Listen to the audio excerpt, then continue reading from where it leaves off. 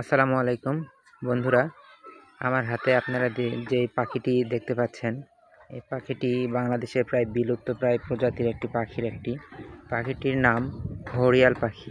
এই পাখিটিকে আমি আজকে রাস্তায় কুড়িয়ে পেয়েছি, অর্থাৎ রাস্তায় আমি দেখলাম পাখিটি ঘুরে বেড়াচ্ছে।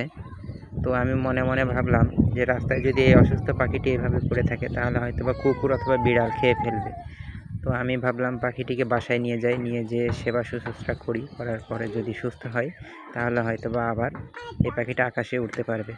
তো পরবর্তীতে আমি বাসায় নিয়ে আসি এবং পাখিটির স্যালাইন এবং অন্যান্য ঔষধ খাওয়ানোর পরে এখনও এই অবস্থায় ঝিমাইতেছে।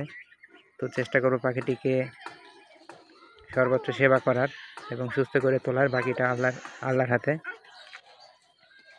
তো পরবর্তীতে আমি আবার অন্য আরেকটি ভিডিও নিয়ে আপনাদের সামনে আসবো। হয়তো বা সেটা ভালো, নয়তো আরও খারাপ। আপনারা বুঝতেই পারছেন, ভালো হলে হয়তো বা পাখিটি আরও ভালো হবে, আর যদি খারাপ হয় তাহলে হয়তো বা মারা যাবে।